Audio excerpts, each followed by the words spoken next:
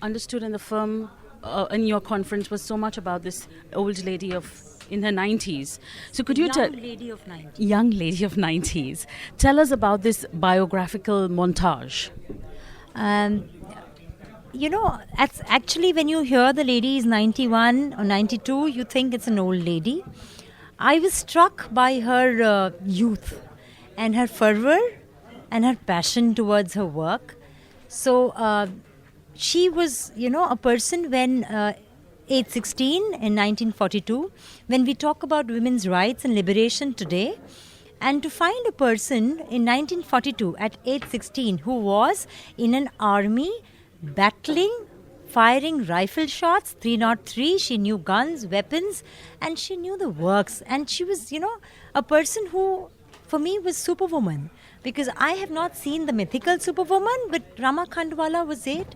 She was born in Rangoon in the 1930s, and, she joined the army in 1940s. She fought up to she crossed the Burmese war, in the front, and she fought alongside the Japanese.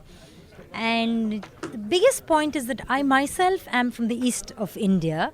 My father came from East Bengal, and then after partition, East Pakistan, and then after, again, another war, Bangladesh. So I myself came, the roots came from that part of the country. And Netaji was a figure of much romance and, much hero worship for us Bengalis. So when I found Rama Khandwala was a person who has actually met Netaji, and she was as besotted with him like I am, because for me, of course, it's stories I've heard. My grandparents were people who funded the freedom struggle from that side, right from the Surya Sen movement to, INA, because as you know, INA funding came from common man. So, a lot of people actually sold their land, their jewelry, everything to fund to INA, because every army needs a funding. So when I met Rama Didi, and she had this tale to tell that was so fantastical today, because how many people actually have fought the battle. For me, independence was in the history book, because that's all I know about independence. I grew up with parents who were doctors, and I was educated. I'm standing here because I'm educated, and I'm fortunate enough to be born in free India, where everything came to me like, I was given everything. But for people who fought it, to be somebody from being subjugated, Indians to being free Indians, I think I had to tell the story, and I had to tell it Rama Didi's way, full of fervor, enthusiasm, and no malice, because she's not, she doesn't have an opinion about the country today and how should it have been. She says that whatever is it is a free country. Be happy and, be grateful. So, The other question I have for you is, this is your directorial That's right. debut. What was your journey, your challenges, keeping in mind the audience and also encouraging other documentary filmmakers like you? Here I think I have been very lucky. If you read my own biography, I'm not a media person, I'm not a film person, I'm not a journalistic background person. I was a person who came from the Indian Postal Service. Before that, I was a chemistry person and, of course, a people's person, because, most women are good communicators. And I belonged to the parent car of the India Post, Department of Post. So I did a lot of rural postings and I learned communication. And I was, in my head, I used to write a lot for personal consumption about India's situation, financial inclusion, women's rights, how status of women is in the country. And then I was lucky to get posted in Films Division. Fantastic organization, because it taught me quite a lot. I had directors, film directors, documentary directors, national award winners I learned from the craft. I had cinematographers, I had camera people, I had sound recordists, I had the works, colleagues who are all around me and who have showered me with love and affection.